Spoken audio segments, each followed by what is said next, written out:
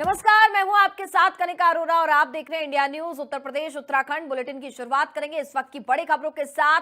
UP में बदमाशों पर पुलिस का प्रचंड प्रहार जारी है। प्रदेश से हर दिन बदमाशों के अंत की खबर सामने आती है, क्योंकि सूबे के मुख्यमंत्री को शांति पसंद है। शायद यही कारण है कि यूपी में बदमाशों पर लगातार एक्शन हो रहा है। चलिए आपको सबसे पहले एनकाउंटर की 6 तस्वीरें दिखाते हैं। पहली तस्वीर ग्रेटर नोएडा की है, दूसरी तस्वीर ललितपुर की है, तो वहीं तीसरी तस्वीर मथुरा की है, जहां पर पुलिस ने मुठभेड़ में बदमाशों को गिरफ्तार किया है। तो अलग अलग जगह से ये तस्वीरें आपको दिखा रहे हैं। सबसे पहले ये 3 तस्वीरें हम आपको दिखा रहे हैं। पहली तस्वीर ग्रेटर नोएडा की दिखा रहे हैं, दूसरी तस्वीर ललितपुर की है और तीसरी तस्वीर मथुरा की हम आपको दिखा रहे हैं। किस तरीके से यहाँ पर एक्शन मोड में प्रशासन नजर आ रहा है। ऑपरेशन लंगड़ा के तहत आपको बता दें कि ये कार्रवाई को यहाँ पर अंजाम दिया जा रहा है। अपराध पर किस तरीके से लगाम लगाने की यहाँ पर पूरी कोशिश की जा रही है। ताबड़तोड़ एक्शन लगातार जारी है।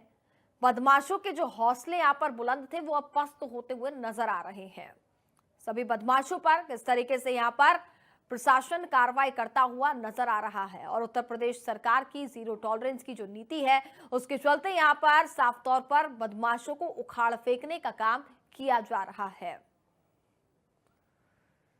तो पुलिस की तरफ से, प्रशासन की तरफ से ताबड़तोड़ एक्शन यहाँ पर लिए जा रहे हैं, जहां पर बदमाशों के जो हौसले बुलंद थे अब साफ तौर पर वो धराशायी होते हुए नजर आ रहे हैं।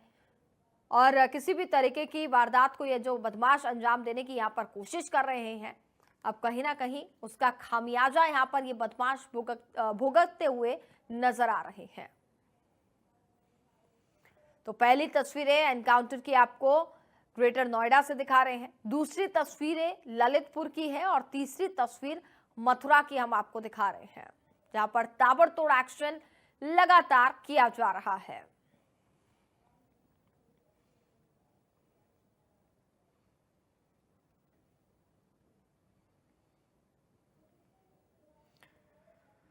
तो जिस तरीके से बदमाश यहां पर लगातार कायराना करतूतों को अंजाम देते रहते हैं, ऐसे में अब पुलिस भी पूरी तरीके से सख्त नजर आ रही है। लगातार यहां पर एक्शन मोड में पुलिस नजर आ रही है। अपराधियों का इलाज अब अच्छे से किया जा रहा है, जहां पर लगातार ताबड़तोड़ एनकाउंटर किए जा रहे हैं। तो अब अपराध और अपराधियों पर नकेल कसने के लिए ऑपरेशन लंगड़ा चलाया जा रहा है। इसी बीच लगातार जो तस्वीरें सामने आ रही हैं हम आपको दिखा रहे हैं। ग्रेटर नोएडा की ये तस्वीर है, मथुरा की तस्वीर हमने आपको दिखाई, ललितपुर की तस्वीर हमने आपको दिखाई, किस तरीके से यहाँ पर ऑपरेशन लंगड़ा के तहत कार्रवाई की जा रही है।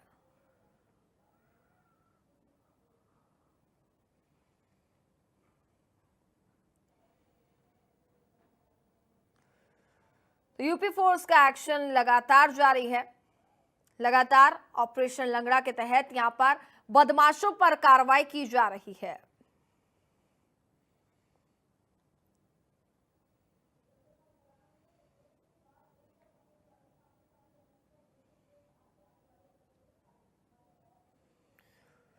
तो उत्तर प्रदेश में अपराधियों की, बदमाशों की कोई जगह नहीं है, जिसके चलते यहां पर बढ़ते अपराध को खत्म करने का प्रयास लगातार उत्तर प्रदेश सरकार की तरफ से, प्रशासन की तरफ से जारी है, जहां पर ऑपरेशन लंगड़ा के तहत कार्रवाई को अंजाम दिया जा रहा है। मुठभेड़ के दौरान कई बदमाशों को यहां पर दबोचा गया है। कई बदमाशों के जो हौसले इस कदर बुलंद नजर आ रहे थे उनको साफ तौर पर पस्त कर दिया गया है। तो यहां पर जवाबी कार्रवाई करते हुए इस तरीके से उत्तर प्रदेश सरकार एक्शन मोड में नजर आ रही है। जीरो टॉलरेंस की नीति यहां पर बदमाशों के लिए अपनाती हुई साफ तौर पर दिखाई दे रही है। हमारे साथ ज्यादा बातचीत करेंगे ग्रेटर नोएडा से इस वक्त अकरम खान जुड़ चुके हैं। सबसे पहले उनसे बात कर लेते हैं और साथ ही साथ वीर नारायण भी इस वक्त हमारे साथ जुड़ चुके हैं। अकरम, अगर बात की जाए तो जिस तरीके से यहाँ पर योगी सरकार की जीरो टॉलरेंस नीति साफ तौर पर देखी जा रही है, बदमाशों की अब खैर नहीं, अपराधियों को प्रदेश से मुक्त किया जाएगा, अपराध मुक्त प्रदेश यहाँ पर बनाने की पहल की जा रही है।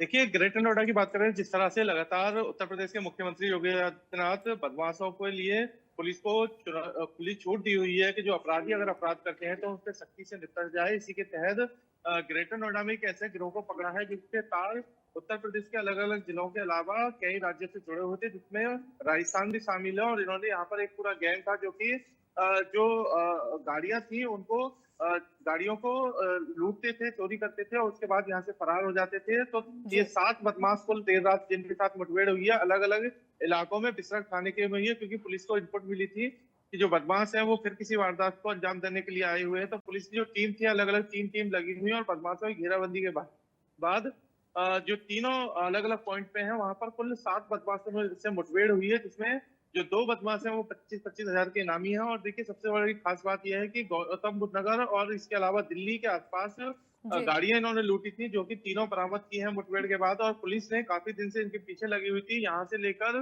राजस्थान तक के टोल टैक्स खंगाले गए थे, जिसके बाद बदमाशों की जो रैकी करी गई थी, बदमाशों को जो इनपुट मिले थे उसके आधार पर सटीक मुठभेड़ हुई है यहाँ पर और बदमाशों को गिरफ्तार किया गया। और इनके अगर आपराधिक इतिहास की बात करें तो सभी पर लगभग 2 दर्जन से ज्यादा मुकदमे हैं। उसमें कुछ बदमाश औरैया के हैं, कुछ भरतपुर राजस्थान के हैं जी। और ये पूरा गैंग दिल्ली एनसीआर में पुलिस के लिए एक बड़ी चुनौती बना हुआ था। इनके पास से जो 3 गाड़ियां हैं जो अलग अलग जगह से लूटी गई थी वो पुलिस ने देर रात बरामद की है। जो पुलिस के लगातार जो एनकाउंटर का दौर है वो जारी है, क्योंकि बदमाश जिस तरह से गौतम बुद्ध नगर में आपराधिक वारदातों को अंजाम देकर आसपास की सीमा जो सटी हुई है वहां पर चले जाते हैं। इसको देखते हुए पुलिस ने एक बड़ा खुलासा किया है और देर रात मुठभेड़ के बाद इनके पास से अवैध असले जिसके जरिए लूटपाट करते थे वो बरामद किए हैं और 3 गाड़ी बरामद की है। इसके अलावा जो बदमाश हैं वो कई जगह की पुलिस के वांटेड थे और इसको लेकर गौतम बुद्ध नगर पुलिस को सफलता मिली है। तो कहा जा सकता है कि दिल्ली एनसीआर में जो पुलिस के लिए एक चुनौती बना हुआ था गैंग, उसके फिलहाल 7 जो बदमाश हैं उनको गिरफ्तार किया गया है अलग अलग मुठभेड़। हालांकि पुलिस की अभी जांच जारी है। पुलिस का कहना है कि जो बदमाश अभी 2 इनामी गिरफ्तार हुए 25-25 हजार के।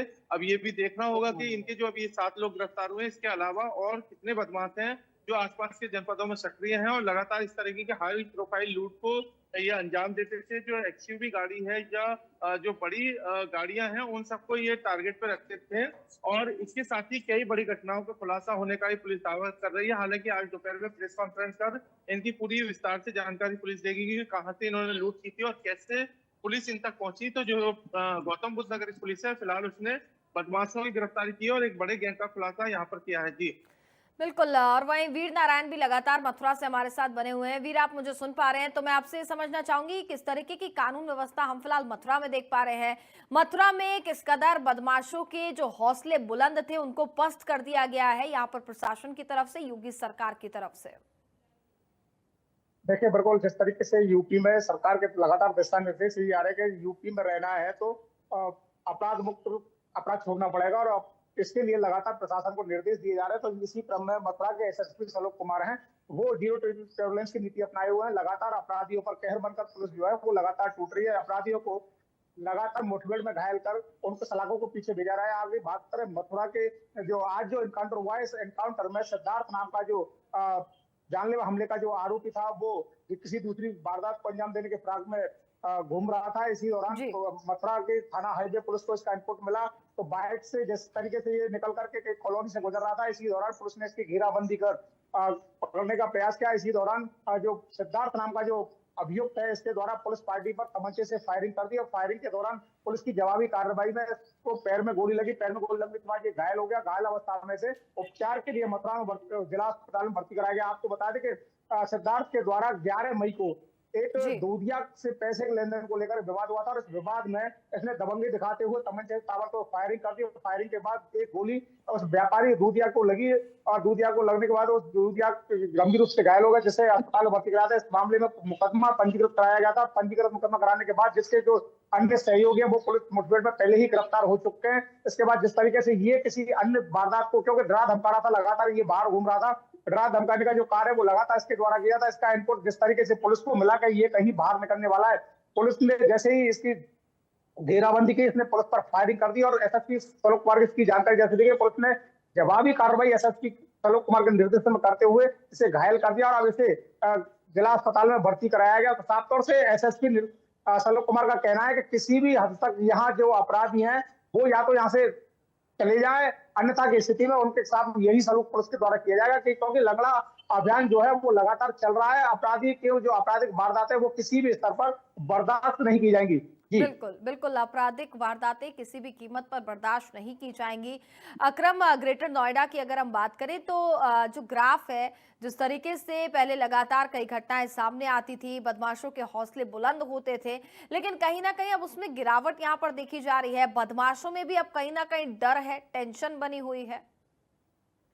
देखिए, जिस तरह से गौतम बुद्ध नगर की सीमा लगी हुई है उसमें अपराधी आते हैं दूसरे प्रदेशों से और वारदात करके चले जाते हैं। ये एक पुलिस के लिए बड़ी चुनौती है और इसी से निपटने के लिए गौतम बुद्ध नगर में कमिश्नरेट जो है उसने अलग अलग टीमों को गठित किया हुआ है और इसी के तहत ये मुठभेड़ हुई है, क्योंकि जितने बदमाश रात गिरफ्तार हुए हैं सभी का लंबा चौड़ा आपराधिक इतिहास है। इसके अलावा पुलिस ने पिछले 15 दिन से इस बदमाशों के पीछे लगी हुई थी। कई जगह से जो बदमाश टोल टैक्स से निकले थे, इनपुट इलेक्ट्रॉनिक के आधार पर इन सबको इकट्ठा करने के बाद पुलिस इन बदमाशों तक पहुंची। और जिस तरह से आपने कहा कि आपराधिक ग्राफ नीचे आया है, तो जिस तरह से पुलिस लगातार जो एनकाउंटर कर रही है, जो वर्कआउट कर रही है, उससे क्राइम का ग्राफ जरूर नीचे आया। और सबसे बड़ी खास बात यह है कि अगर किसी आम आदमी से भी पूछा जाता है तो उसका कहना है कि उत्तर प्रदेश में योगी सरकार ने जो आपराधिक गतिविधियां हैं उस पर जरूर अंकुश लगा है। जो बदमाश है वो क्राइम करने से पहले कई बार सोचते हैं कि अगर क्राइम किया तो या तो मुठभेड़ में मार दिए जाएंगे या फिर उनकी जो धरपकड़ है वो सलाखों तक पहुंचेगी। तो अलग अलग तरीके से पुलिस अपराधियों पर लगाम कसने की कोशिश कर रही है और इसी के तहत गौतम बुद्ध नगर में कई जगह मुठभेड़ भी हुई है देर रात, जहां पर बिल्कुल। जाहिर सी बात है कि क्राइम का ग्राफ जो है, जो हैबिचुअल ऑफेंडर है या जो अच्छे स्ट्रीट सीटर बदमाश है, वो अब इलाके को छोड़कर जाने लगे हैं, क्योंकि लगातार पुलिस के निशाने पर हैं और अगर अपराध करते हैं तो पुलिस उनको सलाखों तक पहुंचा रही है। और आज इस गैंग के खुलासे के बाद कहीं ना कहीं ये भी साफ हो पाएगा कि जितनी भी वारदात इन्होंने आसपास के इलाकों में की थी, क्योंकि महंगी गाड़ियों के शौकीन थे, उनको जी लूटकर दूसरे जिले में ले जाते थे, वहां बेचते थे, तो पुलिस के लिए एक बड़ी सफलता मानी जा सकती है। क्योंकि दिल्ली एनसीआर में अगर एक जगह पर एक ही थाने पुलिस में 3 जगह अलग अलग मुठभेड़ के बाद 100% जो बरामदगी है वो कर दी गई है, तो इसके बाद लगातार पुलिस की कई टीम है जो अलग अलग इलाकों में काम भी कर रही है। और जाहिर सी बात है कि लगातार पुलिस सड़कों पर एक्टिव है। उसके बाद गौतम बुद्ध नगर में भी जो क्राइम का ग्राफ है वो अब कम होता हुआ नजर आ रहा है। और इसके साथ ही पुलिस लगातार ऐसे सत्यापन का अभियान भी चला रही है जो कि इलीगल गतिविधियों में शामिल हैं, चाहे वो किराएदार हो और भी हो। तो जाहिर सी बात है कहीं ना कहीं जो आपराधिक किस्म के लोग हैं उस पर हर तरह से हर जगह से पुलिस उनके लिए जो अभियान है वो चला रही है, ताकि जो बदमाश किस्म के लोग हैं वो गौतम बुद्ध नगर में किसी क्राइम की वारदात को अंजाम नहीं दे पाए। लगातार इसके लिए पुलिस अभियान चला रही है और बदमाशों की धरपकड़ की भी प्रक्रिया जारी है। जी चलिए, बहुत बहुत धन्यवाद अकरम और वीर आपका तमाम जानकारी हम तक पहुंचाने के लिए।